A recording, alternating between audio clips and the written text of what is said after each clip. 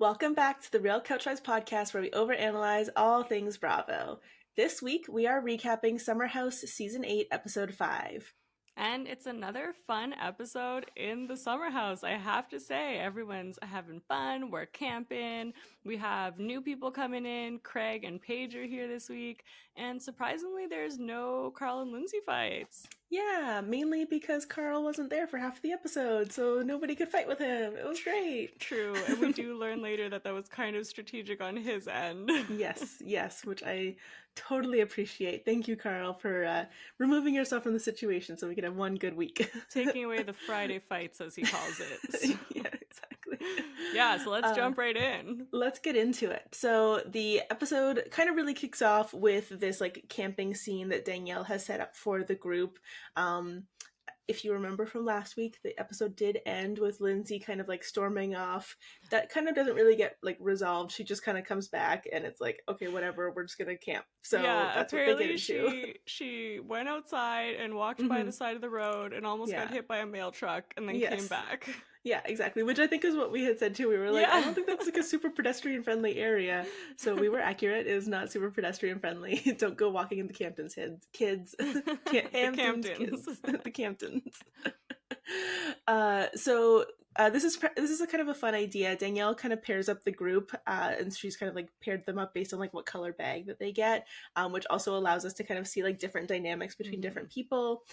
West and Lindsay kind of get paired up together, and West like affirms that he would very much want to be paired up with Lindsay if they were on like a desert island kind of situation, because she would like totally like, you know, lead the charge and tell him what to do and give him good constructive feedback, I guess, as he sees it. And they have a little competition where all of the groups have like they have to pitch their tents and they have to like get into their sleeping bags and do the whole kit and caboodle. And interestingly, Kyle and Danielle are actually the ones that win this little competition. I did not see that coming. No, it was so fun.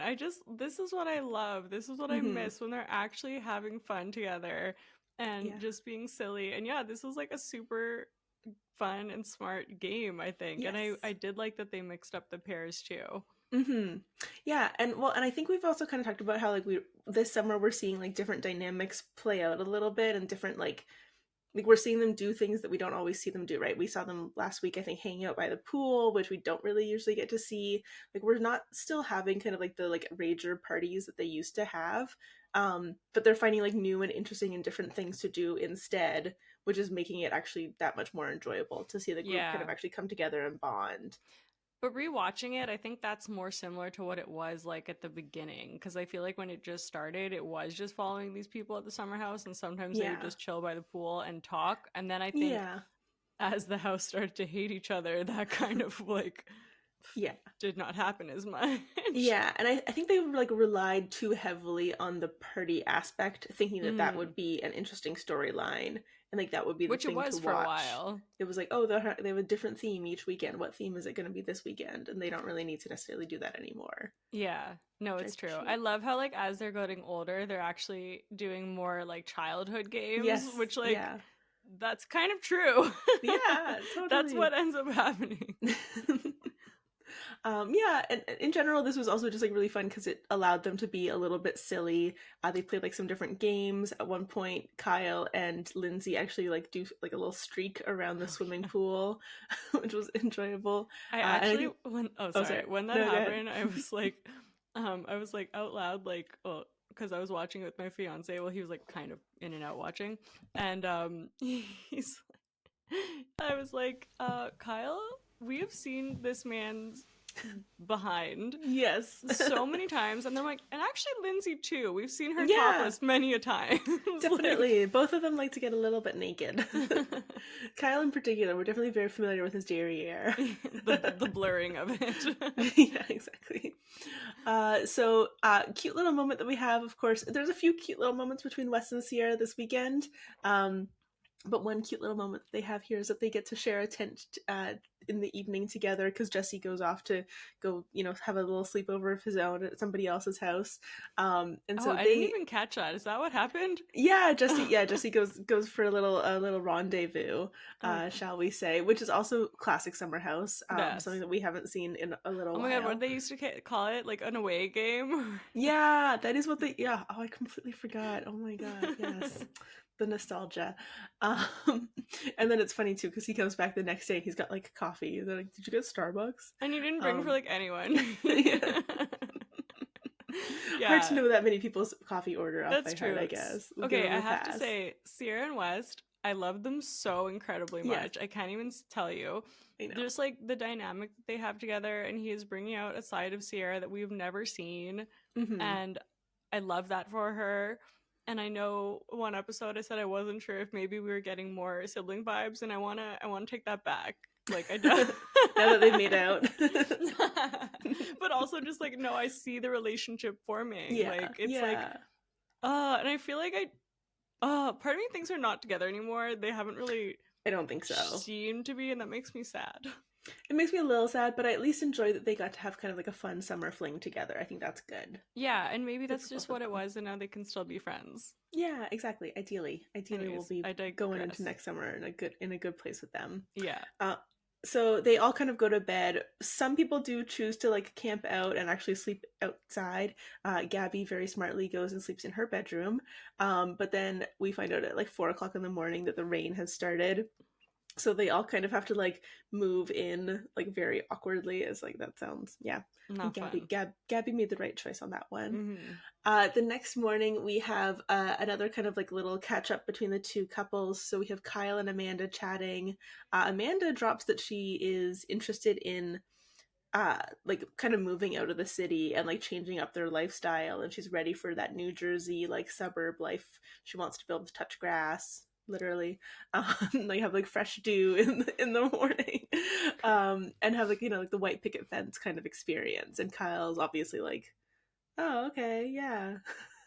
Yeah, this is so interesting because Kyle brings this up a little bit later with Craig being like, oh, I feel like we're at this like point in our relationship where it's like something's gonna have to give. Like she wants to go have a house in New Jersey, like I want to stay in the city. And it's like, are these not conversations you have before getting married?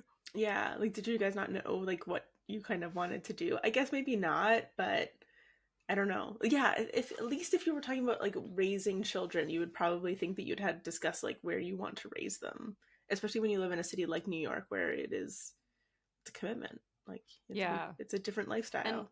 And it seems like Amanda's more just like, I want to have, like, she's okay to have both for a little bit.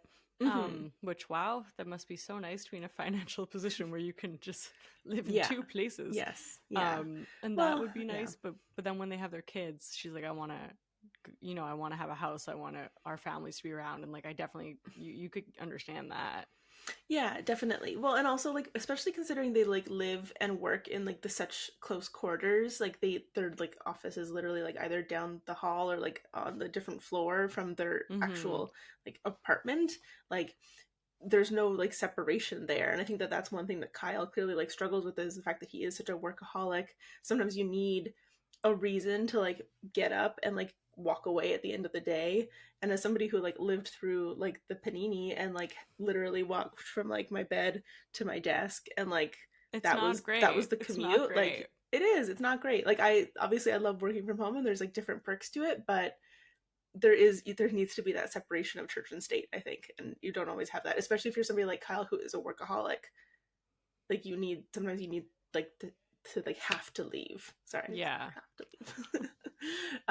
Anyways, so that's their discussion. We'll let them work out amongst themselves. They'll keep us posted. Let us know what's going on. Yeah, exactly. We have Carl and Lindsay also kind of doing a nice little recap of kind of like where they're at. It seems like they've both kind of at least gotten to the, you know, place where like the next day they've snapped out of their funk. Carl does take this opportunity to apologize to Lindsay. Lindsay says that she appreciates the apology and she just doesn't understand how it got to that point. And doesn't apologize on her end. And it's like it's just so it's still just the fact that like he can get there and then she just can't like reciprocate. And like this is what Gabby was saying last week, is like you need to find a way to communicate effectively with him. And like he's like I you know, maybe I'm biased, he's doing the communicating, and she's not then kind of like doing her side of the communicating. I don't know.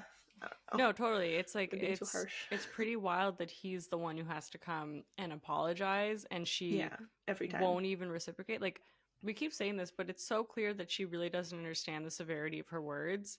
And it's not that she just said it when she was drunk; she said it when she was sober too. So you can't use that as an excuse. And you can't apologize for like what you say when you're drunk. Like that's. Like it's really you could at least apologize for what you said when you were drunk. I don't know. It's literally what Carl said. It's like Carl having to fall on the sword, and like she won't even meet him halfway, and it's really frustrating. And then she's like, let's just talk about this in couples therapy, which at least they're going to therapy together, and I really hope that will help Lindsay see her part in this. I hope so. I mean, who knows? So anyways, so that's that little scene. The group kind of like, you know, reconvenes the next morning, and they have a little bit of like breakfast time, but they basically all just kind of get packed up and ready to go. We do get an interesting kind of little scene between Carl, Jesse, West, and Ciara, which seemingly happens on that Sunday. As I guess they're like leaving the Hamptons, they all go to like work out. I don't know if it was a Barry's boot camp. It wasn't Barry's boot camp. Barry's boot camp. It was Soul Cycle. It was Soul Cycle. I think so. Oh, cool. It was definitely at least spinning. I guess Barry's not getting the free promo this time. Right now. I mean, except for right now, because Carl is in Scottsdale, Arizona, apparently at a Barry's boot camp. I saw on Instagram today. So he's still committed to the brand. Carl mentions how last night was one of the funnest nights that they'd had in a long time. Jesse says, yeah, this was great. You know, I'd love to see a weekend where you and Lindsay don't fight. And then he asks if Lindsay has apologized, and Carl's like, I don't recall her apologizing. You know, like, I have to say, accurate. Jesse's response to all of this is making me like him more. I know. Like, I think he's really saying it how it is, and he's being there for Carl, and he's bringing up these things to be like, that's not okay. Yeah, and that's just it. It's nice that we at least have somebody who, because he's so new in the group, he's not afraid to say it, where I think that like maybe some of the other people would be afraid to say it. And this even actually gives Ciara the opportunity to kind of talk about her own experience. And she's like, you know, I know that you guys are talking about like having kids, and as somebody who myself like has like struggled with the fact that my father is not sober, like I don't love the idea of you kind of bringing a child into this situation where you guys don't have your stuff like 100% resolved. Which I think was nice for Ciara to get to kind of address. Totally. And I feel like she's had little pieces of telling us about her childhood a little bit, and that it was volatile, that her parent, you know, I think she had said she didn't feel like it was like a safe space kind of thing. You know, just now she says that her dad was really volatile when he was drinking, and she hasn't spoken to him in over a year, but I feel like this was the most that we've really gotten let in and seen into that. And I feel like it gives you a glimpse of why she is the way that she is, and why she's keeping things so close to the chest, and also like the reactions that she has towards Lindsay when she's drinking. Yeah. Well, and Ciara did bring it up last year, like when Lindsay was drinking again, and that was kind of like a fresh thing that Lindsay had been like, she'd obviously been sober for a while when she was dating Carl, and then she was starting to drink again last summer. But I think in that instance she'd kind of brought it up from the perspective of like, I have parents who like one of them drinks and one of them doesn't, or like I know like this experience of like what they were going through, and so she was kind of like coming at it from a different angle, whereas like this time coming at it as like, I am the daughter or I am the child of a person that has struggled with their sobriety, and this is my experience, was probably maybe a little bit more of like a wise way to kind of go about bringing up the issue. Yeah, right? and it was very much in like her being like, I worry for you, and like this is a lifetime that you're getting into of this, and like you need to be thinking about this, like I'm not saying not to get married, but like there are things that you have to address. And I really like that she put it so bluntly to him. And I just have to say, like, I'm just loving Ciara this season. Like, and I just want to see more of her. And I feel kind of robbed that we haven't seen it in the past. Yeah, season 4, fourth season, Ciara finally getting there. Yeah, and maybe something like this kind of needed to be the things that like started to, you know, give her a reason to come out of her shell. Even the fact that she, well, and so this is something that we're kind of like talking about like throughout this episode, is that we're seeing those like different group dynamics, right? Like Danielle pairing up like different people to work together on the tents, Ciara joining Jesse, Carl, and West at this boot camp, I'll say, spinning class. Like that like feels like it changes up the dynamic a little bit, so we do kind of like hear different takes than we normally would, because it's not just like Ciara hanging out with Paige. Yeah, right? just like, being like Paige is kind of like backup almost. And even like the scene, I think a little bit later when she's like cuddling on the couch with West and then Jesse comes in, and the three of them are just talking and they have such a good rapport with each other. It's reminiscent of like Paige with Craig and Austin. Like they just seem to have that type of like vibe together. That being said, like Ciara has not had great seasons, and like specifically the one where she threw a glass at Danielle, like I was definitely not team Ciara at that point. I was still kind of team Ciara at that point, but that's just because I like sometimes like a problematic fave. I just like, it's just so crazy to think of, I feel like, the way that I'm perceiving her now versus the way that we saw her during like the Austin phase, which was like not great. And I'm just so happy that like that she's come out on the other side out of that. Yes, 100%. And oh, Austin. We get to see him a little bit in some flashbacks always this episode causing as well. some trouble. Yeah, exactly. So the group would then kind of have like the middle of the week scene where, you know, we see like different parts of their lives back in New York. We have Carl and Kyle going for lunch in the city, and we have Craig and Paige hanging out in Paige's apartment. We actually get a cute little scene here where Paige is talking about how she wants to move out of her apartment, and she's looking for like a 2-bedroom, something that's going to be a little bit bigger, allow her to kind of like have additional space for Craig as well when he kind of like comes up and visits her. And we find out how much her apartment is, and you're like, whoa, sticker shock. Yeah. that was intense. It was a lot. Yeah, so that was a lot. She says that she pays $8,500 monthly. Yeah. You know what's funny though? That is wild. This is so much money.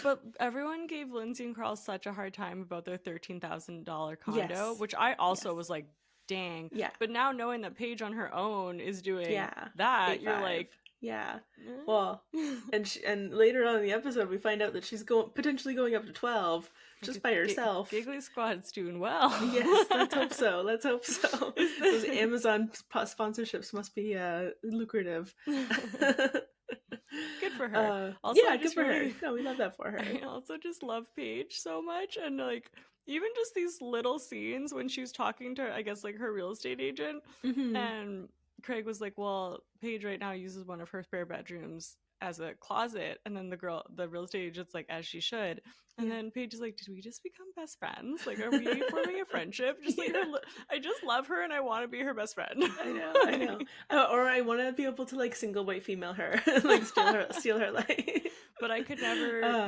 put together all the time. I could never. No. Or even a fraction of the time. I couldn't even think of those quips like that quickly. Like it's just not in my cards, unfortunately.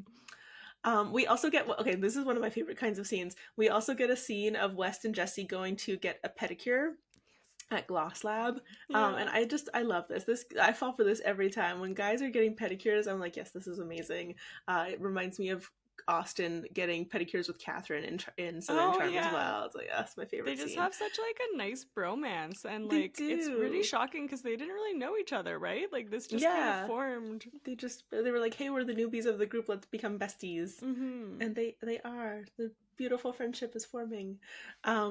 So they've played this perfectly. We find out that West and Ciara have had a date earlier that week, and Jesse asks Wes about his work situation, which is, I think, the first time that we found out that Wes was laid off from his job a couple months ago. And then they also start to talk about the Craig situation, as we know that Craig is going to be joining next weekend. And obviously we know that Jesse's been doing some hitting on Paige. Yep. Any thoughts on this, or? I mean, it's just like I feel like Jesse is one of those people where like there are certain times, like I said, when you're like, oh, okay, I could get behind this, and then he says something, and you're like, oh no, we're back there. Yeah, that's fair. And that was like when he's like, yeah, I hope Craig's not weird with me, which is like, okay, understanding. And then he's like, or if he is, then I'm gonna have to be weird back. And the producer's like, what does that mean? He's like, I'm gonna have to hit on Paige, and you're like, no. Yeah, that was weird. It's like, oh, okay, that's the resolution here. Yeah. Makes perfect sense. So we then have the group driving up for weekend number 2, or I guess at this point it's like weekend number 4, but weekend number 2 of the episode. We have Paige and Craig driving up, which is pretty normal. We have Lindsay and Amanda driving up, which is an interesting dynamic because Lindsay was driving, right? Mm-hmm. I'm trying to remember now. Yeah. I was like, oh, okay, like this has been a minute since we've seen this. And then we have Ciara and West coming up too. So they all arrive at the house, and West and Craig meet for the first time. We find out that Ciara and Lindsay are actually also going to be cooking dinner tonight. So again, different people from different parts of the group kind of intermingling in new and different ways. Love and they've that. been texting all week to come up with the meal, which is cute. Yeah, and because they're two Southern girls. Yeah, the most they've ever texted. Yes, in the last 4 years, which I think that makes sense. And then so then this is also where we find out. So Lindsay kind of like is like asking about the situation with Paige's apartment, and like if Craig is going to chip in at all for Paige's apartment. What did you think about that? Like, is that does that feel like a weird question, or does that feel like that's normal that somebody would ask that? Yeah, I guess it's a little weird and invasive, but we're on the show, so. But like, would that be a normal thing for somebody to like have their boyfriend who doesn't even live with them or like live in the same state as them, like pay for part of their apartment? To be honest, I wouldn't even begin to know where to answer that because like it just feels so. It's obviously not a typical scenario where you're able to both live part-time in the other person's place. Yeah. And just kind of like they see each other a lot. I think they see each other every week almost. Like they're flying back and forth so many times. Making up those miles. Crazy. And it's like if he wants to have a cooler, nicer, bigger place on the times that he's there, then I guess he could help her in that way. Yeah. But I also get Paige being like, if he does contribute, then he is going to have more of a say on what it's like. And if it's primarily her place and she wants it to be primarily her place, I understand wanting to keep that boundary, I guess. I don't know. Yeah. What do you think? I just thought it was a really weird question because it just like never even occurred to me that Craig would pay part of Paige's rent. Yeah. And like in general, it just does kind of like feel like that's like a random dynamic. But I don't know. I'm just confused by why Lindsay asked that. Yeah. I don't know. Maybe just for the plot line. I don't know. Maybe. So after that, Kyle arrives solo. And we've also found out at this point that Carl is not coming up today. He's coming up tomorrow. So he's going to arrive on the Saturday. And Lindsay's kind of like excuse for this is that Carl is like waiting for a package or something to be delivered. Yeah, apparently he's really into the theme of the party the next day. Okay. So there's something that's going to come for the party and he's going to drive it up. Yeah, which is obviously what we later learn is not the actual truth, but that is the version of the truth that she is going with. And yeah, so we have Craig then also kind of talking about like his, let's say, sobriety journey. I don't know, it's not sobriety, it's his omission of spirits. His what? Yeah, sorry, that just made me laugh. Okay. So because basically Craig has kind of like decided that he's going to cut out spirits or like, you know, like hard liquors from his like diet, and he's only going to drink like, I guess, like wine and like beer and like those kind of like normal or like, you know, everyday things, whatever. And oh my god, what is happening? And it's interesting because there's kind of like a couple things happening, right? Kyle is asking the questions to Craig. Craig's talking about his experience. Kyle's kind of like, well, is this something that like you were influenced to do because of like your relationship with Paige? Like, did she kind of make this happen? Amanda is obviously like standing right behind Kyle, like taking notes, being like, okay, how do we do this? What do I need to do? And then we also kind of like have Craig talking about like, well, I didn't want to just think that I could just transition from being the fun boyfriend to like the husband and the father and the person that has children. Like I needed to kind of like take the steps in between those things to be able to go from one phase of my life to the next. And Kyle's like, what? Yeah, Kyle's like, I don't know if this is true. And Paige thinks that she is actually a little bit more responsible than he maybe realizes, and that she made him think it was his decision more than it actually was, which I think is possible. That was so funny, honestly. And this is just a know thyself. Like Kyle's like, oh, like Paige, like did you say anything? Like was this like did you kind of encourage us or something? She's like, I didn't have to. Like I think my face when he was really drunk told him enough. I love it. Yeah, and it does make you kind of feel bad a little bit for Amanda, because you do know that she like is kind of like, yeah, okay, I'm kind of like, if she's like ready for the white picket fence, and she's like, yeah, I'm kind of ready for us to like enter this like next phase of our life. And we would not expect very much Craig to be the one to get there, and Craig to be the one to putting in the work. And that's just it. If we had to guess 2 winter houses ago, when Craig showed up to Winter House and bet money or like tried to bribe Kyle for the master bedroom, do we think that we ever would have thought that Craig would be the one to get like sober light, let's say, first?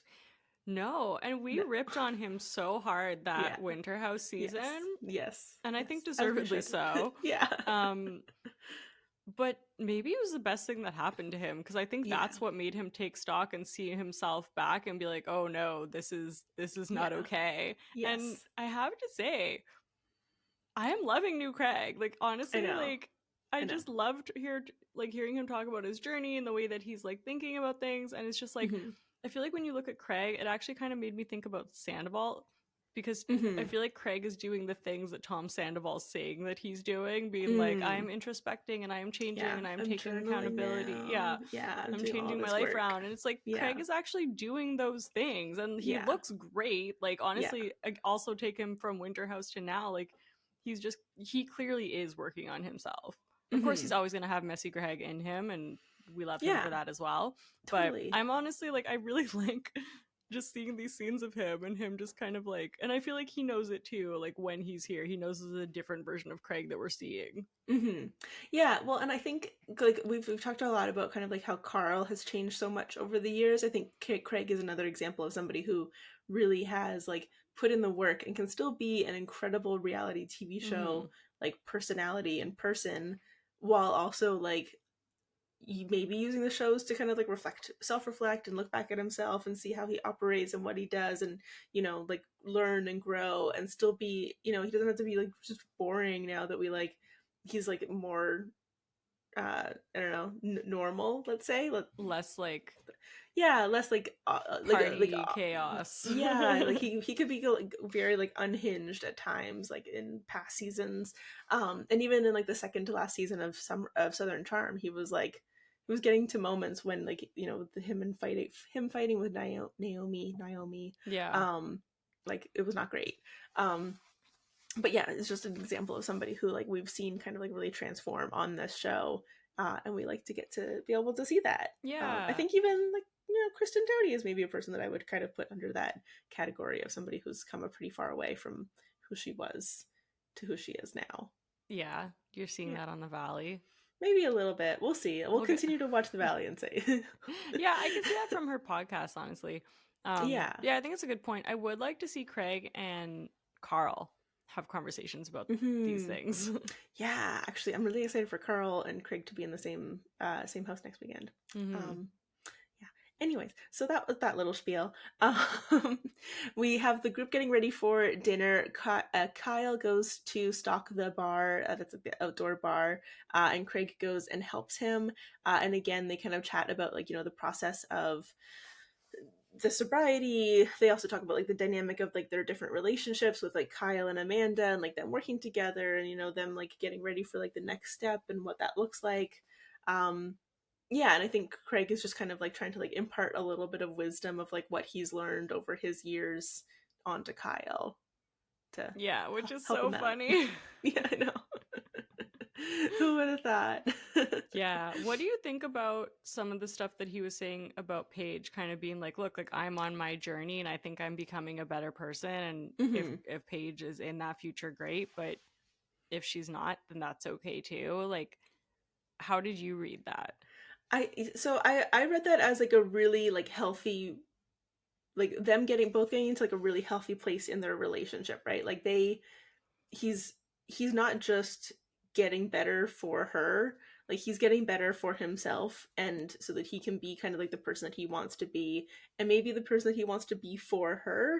But it's still like at the end of the day, like if they break up tomorrow, he's not going to like completely like devolve back to the person that he was previously. He's like, oh well, Paige Yeah. isn't around anymore, so I'm just going to Yeah. become like, crazy Craig all over again. That's how I read it too. Yeah, okay. Which I think was interesting when in Kyle's confessional, he's kind of like, oh, this is the first time I've seen any like doubt in Craig. Yeah, which I didn't read it that way at all, because I was like, no, it sounds like they actually have like a really healthy relationship where they're actively choosing that they want to be with one another, and that's a good thing. Like, Well, that's it. And even like if you look at, I don't know, like James with Raquel versus James with Ali, I feel like it's a mm-hmm. similar scenario where like he got sober for Raquel as an Yes. ultimatum, Yes. versus now with Ali, I feel like he just wants to be a better person for her and for Mm-hmm. him, and it feels like more of a lifestyle change. Yeah. Um and yeah, like I it is different. Like before, we haven't seen Craig talk about it in this way. Mm-hmm. Um, but yeah, I wouldn't say that it's more he's having doubts in the relationship. I think he's more just like, I am trying to change and be better, and hopefully that ends up with the two of us being together. But Yeah. if it doesn't, I'm still going to continue on this path. Mm-hmm. Yeah, and I think that in general, that's a healthy way to look at it. It is smart to be a little bit realistic about the fact that they are in a bit of a unique situation. Like, she very much does not want to leave New York anytime soon, and he very much can't leave Charleston anytime soon. And while they can kind of continue to have this like back and forth for now, maybe at one point in their life, like it won't be realistic for them to be together anymore. But obviously, they both hope that they will, at least right now. Yeah. And it's just so interesting too, because I feel like there was a good couple of years there when so many people in the Bravo community were like really like doubting this relationship and being like, these two are just gonna get hitched so they can get a TV show and about their wedding, and then they're like, it's not supposed to happen, like this is not good. And now I'm like actually like, wow, no, these guys are like really, they're putting in the work, they're doing a very good job of actually, you know building out their relationship, building out a life together. They are, and I feel like they're actually really well suited for each other, and it's not Mm-hmm. something I was saying at the beginning. No.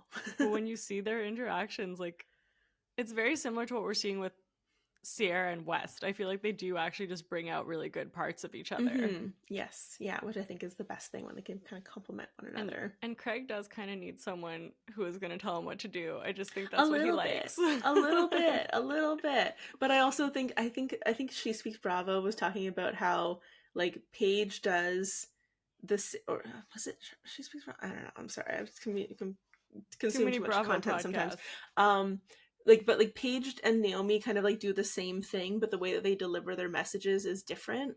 And so like Naomi, like when she was trying to like communicate to Craig of like, this is what you should do, this is what you need to do, this is how you need to be, like this is get to this point, she was communicating it in like a very direct kind of like way. And like here, in this episode, we see that like it's like Paige has kind of like gotten him to think that it was his idea to like step back on drinking. And so like it's a little bit sneakier, it's a little bit more, maybe a little bit more calculated, it's a little bit more like, let me like implant this idea into your brain so that you want to do it for yourself. It's true. I think it's also like a little bit softer of a delivery, or more cloaked in sarcasm. maybe. And yeah, it's all about kind of like knowing how to get that message across to somebody, right? And Mm-hmm. communicate effectively. Lindsay and Carl, we're looking at you. Yeah. So anyways, that's the majority of what goes on in this episode. We do have two like kind of like small scenes, or two or three small scenes left after this. We have Jesse arrive. He's come up on the train, and he goes and joins West and Ciara as they're kind of like canoodling on the couch, let's say. Cute little like moment between the three of them. I don't know if there's anything to add to that, but it was just nice to watch. Yeah. Weird, in a weird way to say, because then he does kind of motorboat Ciara in front of him and West kind of collectively, but cute, fun nonetheless, enjoyable. Whatever, never mind. It was actually just really funny when like he's like gosh, what did he say? He did that, he motorboated her, and she's like, yeah, they're real, and he was like, good for you, or like good job, or like, but he said something and like it was impressive or something. Impressive, and it was surprisingly non-sexual. No, it was funny. No, they just have a good, I like the dynamic of them three. I really like that. Yeah, me too. They're doing good. And so this is also, we kind of start to get the realness of what actually is going down between Carl and Lindsay, and why Carl is not there this weekend, or not yet there yet this weekend. And it's because we find out that sorry, no, what is going on with my voice? Sorry, here, I'll have a little water. So we find out what is actually going down and why Carl is not there this weekend. So we find out that he actually had said at the spinning class last weekend that he was going to try to break the cycle, and in order to do that, and in order to not have a fight with Lindsay on Friday night, he just was going to remove himself from the situation completely and come out on Saturday instead. Yeah. Which is obviously, like, I don't know, like, do we get why Lindsay lied and told a different version of events? Do we think that she doesn't know that they know the truth?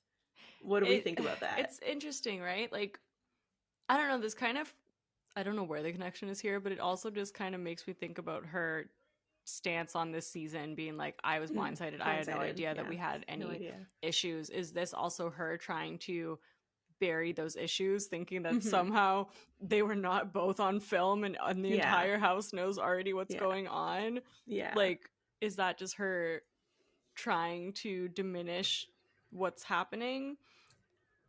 Because I think it would be normal for her to just be like, yeah, Carl's gonna stay back today, like, we've been getting in fights. Like, I don't think anyone would take that weirdly. Like, I feel like she could have just said that, but yeah, and I don't know, like, it's just, I think you're right. The her version of events of the blindsided kind of like feels like she's so used to the PR spin of kind of like how this all goes, that she like maybe like is unable to kind of like see that like maybe that's not the best way to do that, and that feels connected to her way to like deal with this weekend too. And I don't know, like, I think that Lindsay is a more like polished reality TV player, that she should kind of like be coming in with a little bit more honesty than she is, but I don't know. I'm confused. I'm confused by the tactics here. It is all very confusing. Yeah. And then I guess the interesting thing too is that in the next scene we have between her and Paige and Amanda, we find out that details of Carl and Lindsay's love life, that basically, like, the TLDR version of is that Carl doesn't really initiate, and there are spans of time in which they are not having couple time. I'm so awkward. We're trying to keep it PG. How do I say this? Intimacy. Intimacy, there you go. That's a good word. That's a much better word than couple time. Yeah. So but that's the funny thing is, like, she's totally fine to air that dirty laundry. Yeah. Like, she's totally fine to say, old Carl and call him these like different like things. But you know what it is? Yeah. It's probably because those are areas that she thinks she could shift the blame onto Carl more, and the areas where she thinks it might come out on her more is maybe where she's changing it. Also, maybe, sorry, not related to this scene, but I just thought about this as you were talking. Yeah.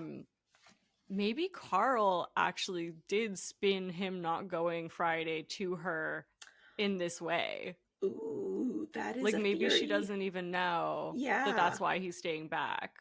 You know what? Honestly, I think that's very possible, because I do, even in the conversation that Carl and Lindsay had, like, at the beginning of the episode, where they were talking about kind of like about the fact that he was apologizing and then she wasn't, it felt like in that moment, like he wasn't saying, hey, I need you to apologize right now.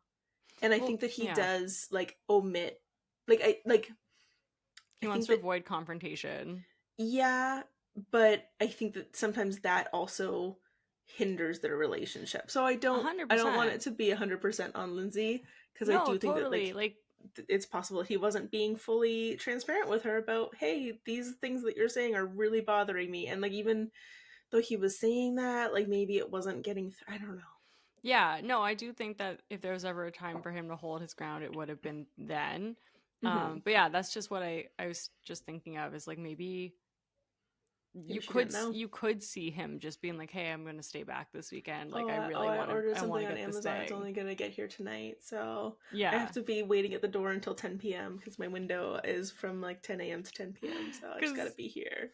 Because yeah, like you're right. It doesn't make sense because she is kind of being open about these other issues. So like, why is this the one that she would choose to not? Yeah. But who knows, to be honest? Like, we may never know. We may never know. This may be one thing that we never know. But I guess we'll find out. Yeah. Was that it? That was the end of the episode? That was it. That was the end of the episode. That was the whole episode. It's so good. I think I literally stopped it and I was like, that was a good episode. That was a good episode, right? It was enjoyable. Yeah. I feel like it's a good balance right now where like they're having so much fun. There is drama, but it's not the entire show, which I feel like it was in past seasons. Like, it doesn't take up all the air in the room. No, 100%. And I do think that like maybe like from let's say Reality Bites, they would probably call this like a bit of a filler episode, but I still enjoyed the episode. I do think that there were like enough things that were like happening and like different nuggets that we were kind of getting from it, enough interesting scenes that like even though maybe it was a bit more of a filler episode, it was still a good episode to watch. Totally. Unlike Vanderpump Rules this week, which was my god. Nothing happened. We will, for those watching, I'm sorry we weren't able to get a VPR recap done this week. It just didn't work out with our schedules. We will be doing a little kind of like some sort of episode on this, and we'll continue to get back onto our recaps when we can. But yeah, I totally agree. Like, those fillers are like nothing happens and they're not fun to watch and they're frustrating. Yeah, these ones is fun. And also I feel like when you have such heavy topics like, you know, Lindsay questioning Carl's sobriety, like we do need a little just kind of pause and like fun episodes. Yeah, and you need to let the story breathe a little bit, right? Like it can't all be just like go so intense. So, it's not the OC season 1. The OC season 1 is it's perfection. It's perfection. I have rewatched it multiple times. Go. They went through so many storylines. So many storylines that they had to kill off Marissa at the end because they're like, we've done literally everything we could ever do to this person. There's nothing else. There's nothing else for her. Yeah. Okay, I have a fun fact about the OC that I want to share now. If anyone else watches the OC, I would love that. Yes, let's hear it. Also, season 1 of the OC, I'm going to say, is probably one of my favorite seasons of a show of all time. Yeah, it's just 100%. Amazing. 100%. And it's up there with season 1 of Gilmore Girls in my books. Yes, probably higher. I love Gilmore Girls too, they're so good for they're very different reasons. They're good for different reasons. Yes. So a lot of stuff has been coming out about the OC recently. Okay. One of them being the producers have come out and said, there was an article, I don't know if it was in like Vanity Fair or like New York Times or somewhere, basically saying that they killed off Marissa because, yes, they were having some problems with Misha Barton, but it was mainly because online they were seeing that like people really hated her, like they really hated Marissa. And they actually said that they kind of regret that, and they put a little bit too much stock into reading people's feelings about it, because like you want people to hate someone who might be seen as a villain, like you want them to drum up those emotions, and they're like, we don't think we realized that could be a good thing. Which if they had asked anybody on reality TV, they would have been able to tell you, no, you need a villain. You need somebody that people don't like. Well, this is it. I think they also they said that they had like gone through so many storylines and like something had to give at that point. Like they needed to shake it up. I don't think that was the way to do it. I don't think the season after was so bad. Yeah, it was so bad. And I also just like, and I know that I get too emotionally involved in characters' lives, but like, it's just like, just for her to have met such a tragic end, you're just like, are you serious? That's what you did to her? Like, how her dare you? whole life was pretty tragic. It was so tragic, and you were just like, and now she's dead. Yeah. Bye. And you're gonna play the Hallelujah. No anything for you're her. Play yeah, the exactly. Hallelujah song. You're gonna do that to us. Yeah, exactly. You how know dare that you? gets our How dare you? heartstrings. Where is your sense of justice? This is not right. You should not have done this. Like the flashbacks to the Tijuana scene. I don't know. Like for people who grew up on the OC, yeah, it is like weirdly meaningful to us. Yes. Yeah. Literally, I was 10 years old. 10 years old.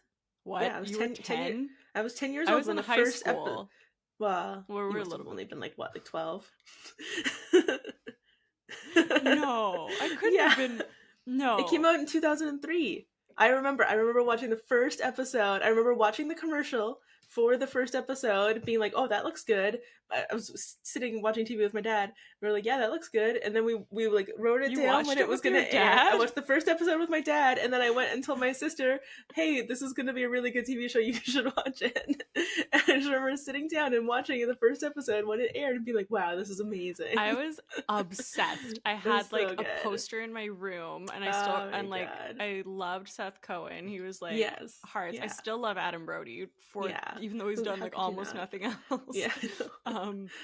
He's in something now, though. I think. Yeah, I think he's in something now. Maybe he's like so.